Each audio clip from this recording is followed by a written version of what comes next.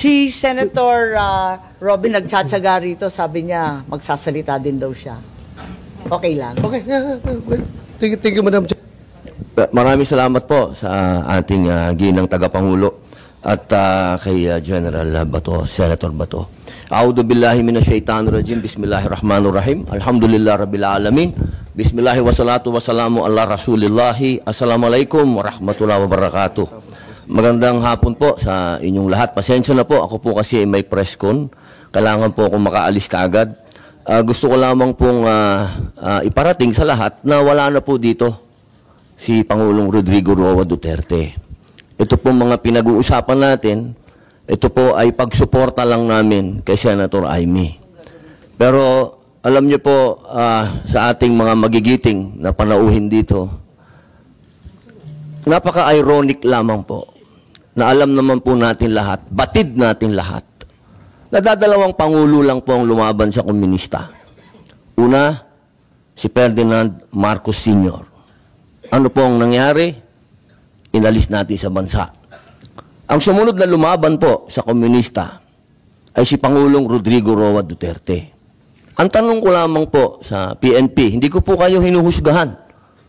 Hindi po ba nyo tinanong man lang sa mga nag-uutos po sa inyo kung bakit natin dadalhin sa The Hague ang ating dating Pangulo na alam naman po natin na buhay ang Communist Party sa Netherlands. Alam naman po natin na hinihingi natin dati na i-transport dito si Joma Sison, dalhin dito sa Pilipinas. Pero nagkabaliktad po, ang tinransport natin ay yung dating Pangulo natin na lumaban sa komunista. Ito lamang po, tanong ko, bilang ako po'y dating rebelde. Hindi ko naman po yan pinagkakaila.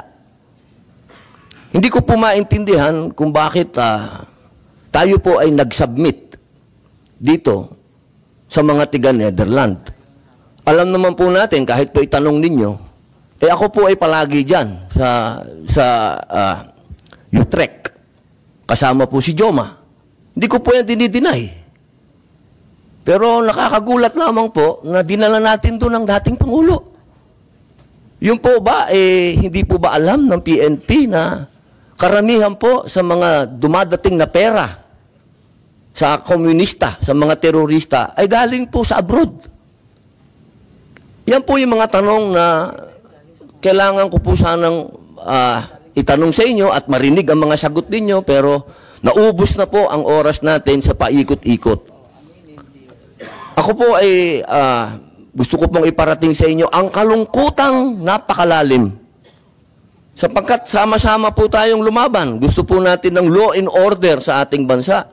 Pero pagdating po sa kaduluduluhan, alam niyo po, General Torre, congratulations, sa kadalawang medalya na po kayo. Pero alam niyo po, sir, nalulungkot po ako dahil yung katapangan po ninyo, sir, medyo nakalulungkot po. Bakit? Napakatanda na po ni former President, sir.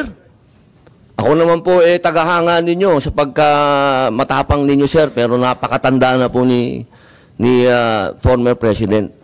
At alam naman po natin, sir, na lumaban yan sa komunista. Alam niyo yan, sir.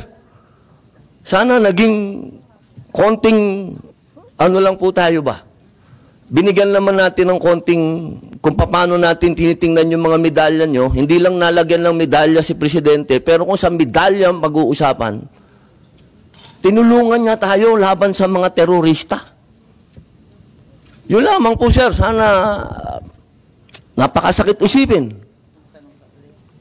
Ito pong bagay na ito, parang pati itong ambassador natin. Ano po ba talaga ang, ito po ba talagang operation para may alis dito ang ating dating Pangulo? Kanino po ba? Kasi kami pinupuwersa kami lahat ng mga supporter ni Digong na i-contempt po kayo. Pero hindi po namin ginagawa. Sapagkat ang order, walang order sa amin na ipa-contempt kayo. Kung galing lang to kay PRRD o galing kay BP na pa-contempt kayo, kukontempt kita, boss. Baka ako pa magsabi na ako hahatak sa'yo. Pero hindi ko ginagawa, boss. Kasi walang order sa amin na gawin sa inyo yan. Ang natatandaan lang po namin na sinabi ni PRRD na malinaw na ginagawa ng pulis ang order sa kanila. Kaya po namin kayo nirirespeto, sir, dahil yun ang sinabi ng boss namin. Yun ang sinabi ng chairman ng PDP, na ginagawa lang ng pulis ang trabaho nila. Pero sana naman, sir, isipin din natin kung anong itinanim ni PRRD sa bansang ito. Nilabanan natin ng komunista. Talaga bang yan ba talaga ang kapalaran ng mga presidenteng lumalaban sa komunista? Isang in-exile, at isang sinurrender? Ano pa po talaga itong bansa natin? Tayo po ba'y demokratiko talaga? Tayo po ba'y under control ng komunista? Yun lamang po. Maraming salamat po sa inyong lahat. Magandang hapon.